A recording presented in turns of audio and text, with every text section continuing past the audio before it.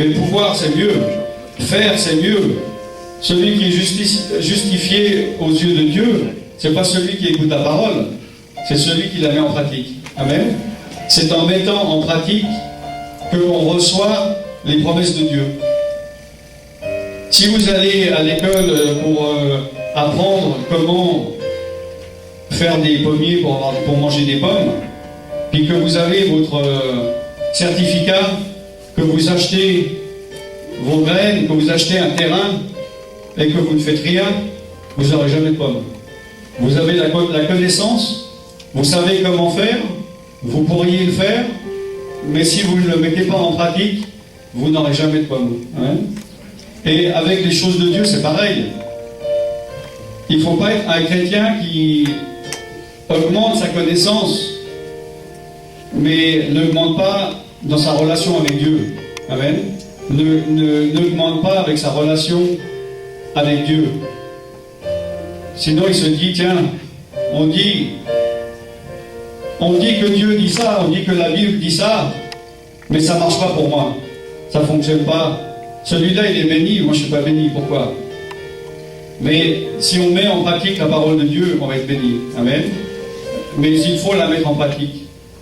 Et c'est pas une question de savoir beaucoup, de savoir peu, mais ce qu'on sait, on doit le mettre en pratique. Amen. Comme Dieu a dit, il a donné à certains un talent, l'autre 5 talents, l'autre 10 talents, c'est des pièces comme des pièces de monnaie. Et chacun doit faire avec ce qu'il a. Et il ne faut jamais se comparer aux autres. Amen. Il faut voir ce que Dieu a donné, et Dieu, il donne quelque chose et il voit ce que tu fais avec. Et il est dit que celui qui est fidèle dans les petites choses l'est aussi dans les grandes. Et tant que ce que Dieu t'a déjà donné, tu n'es pas fidèle avec et tu ne le fais pas fructifier, il ne va pas te donner plus. Hein? Et des fois, nous, on laisse de côté ce qu'on a reçu, on recherche, on veut plus, et on peut pendant 10 ans être comme ça, jusqu'à ce que l'on comprenne que l'on doit prendre soin de ce que Dieu nous a donné, et le peu qu'on sait, on peut le faire fructifier. Amen. Parce que dans les choses spirituelles, c'est comme dans le monde naturel. Il y a un oiseau, un hibou, et parce que les choses dans le naturel, matériel, c'est la représentation des choses spirituelles. Amen. Et on voit que pour avoir un arbre rempli de pommiers qui donne 20, 30, 40 pommes chaque an, chaque année, pendant des années, ça a commencé avec une graine de pomme. Et spirituellement, c'est pareil.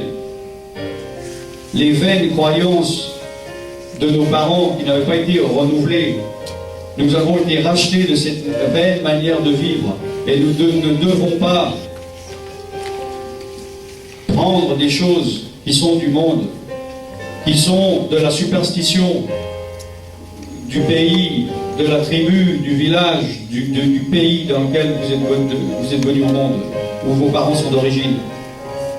On ne peut pas mélanger les pratiques occultes et les pratiques bibliques. Parce qu'on se met sous la malédiction. On sort de la bénédiction. Et quand on n'est pas béni de Dieu, on s'éloigne de lui, on n'est plus sous la protection de Dieu, on n'est plus sous la bénédiction. Amen. Il faut être prudent. Dans Ésaïe 8, versets 11 à 13, « Ainsi m'a parlé l'Éternel, quand sa main me saisit, et qu'il m'avertit de ne pas marcher dans la voie de ce peuple. N'appelez pas conjuration tout ce que ce peuple appelle conjuration. Ne craignez pas ce qu'il craint et ne soyez pas effrayés. C'est l'Éternel des armées que vous devez sanctifier, c'est lui que vous devez craindre et redouter. » S'il y a des personnes qui disent « Oui, je crains l'Éternel, mais je crains aussi le sorcier. Je crains aussi les superstitions de mon peuple. » Il ne faut pas jouer avec ça. Comme quelqu'un qui dit « Moi, je ne suis pas superstitieux, ça porte malheur. » Ça ne va pas. Soit on était renouvelé complètement,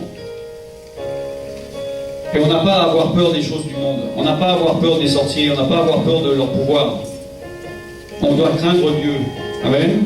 Comme il est dit, c'est Dieu, c'est l'Éternel des armées que tu dois craindre. C'est l'Éternel des armées que tu dois redouter, c'est pas ton sorcier.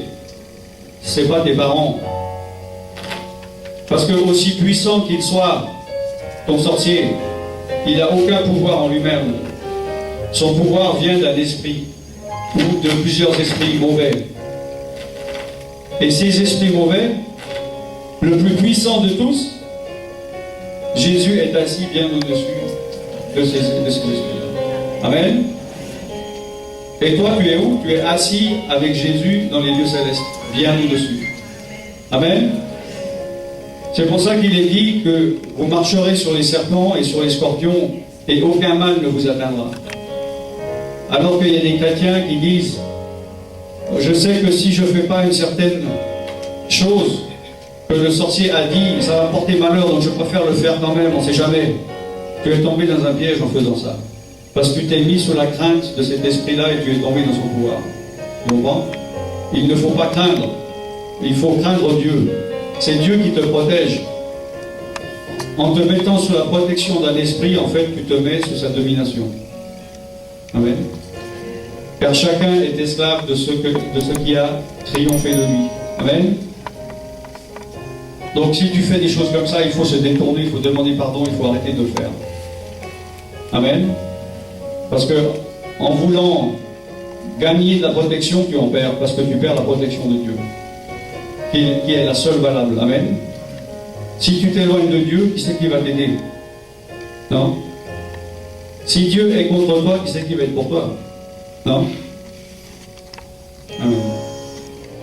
De la servitude, c'est l'onction qui guérit.